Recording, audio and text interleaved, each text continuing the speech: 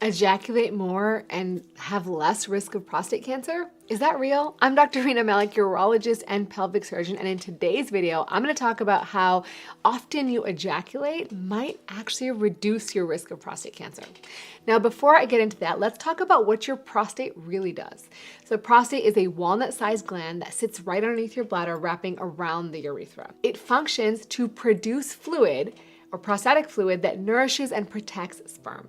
It's like a factory that's constantly producing this prostatic fluid. In many men after 40, the prostate tends to enlarge. This is called benign prostatic hyperplasia, or BPH.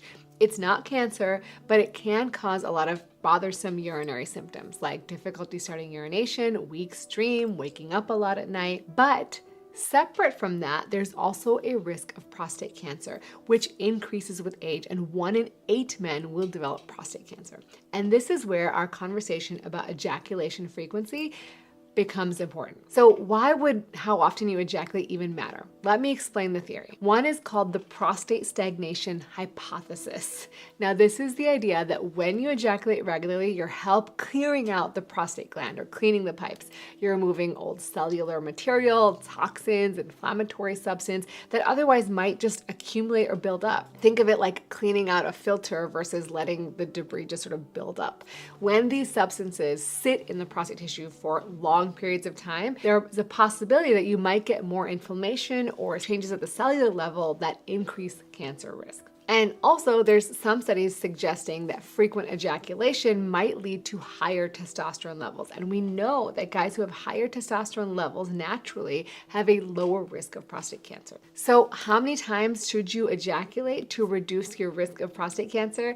Before I give you the answer, I have to tell you, there are so many changes you can make, not just ejaculating more often, but easy, simple changes and habits that you can build over time that can allow you to have better sex, more pleasure, and ultimately better health. If you want to learn these things and you want me in your pocket teaching you and guiding you along the way, check out my new app.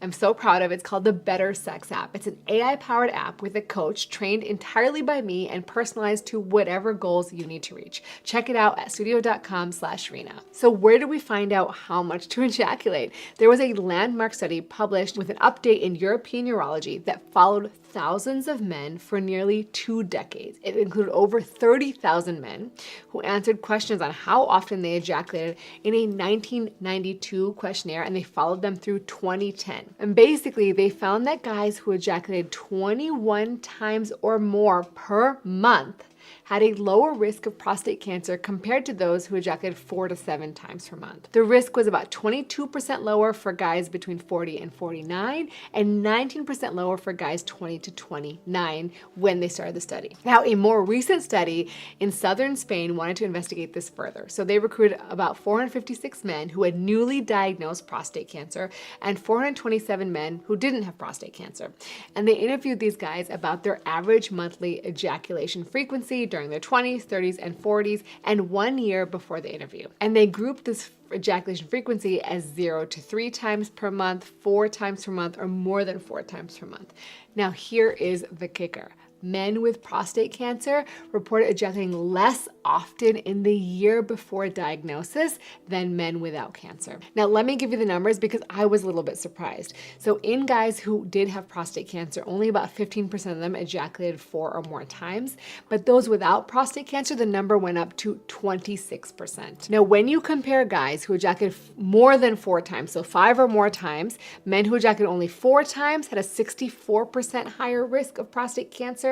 Those who ejaculated 0 to 3 times had 138% higher risk, and those who never ejaculated had the highest risk at 271% higher. Also, the link was stronger for more aggressive or advanced cancers, and it was stronger for men who had moderate urinary symptoms combined with low ejaculation frequency. Before you guys start like marking your calendars to ejaculate, I want you to realize this is just one factor in a complex picture. Ejaculating more is not going to magically protect you from prostate cancer. It's not going to allow you to stop screening for prostate cancer. You absolutely cannot neglect the other aspects of your health: diet, exercise, screenings, and expect ejaculation alone to protect you.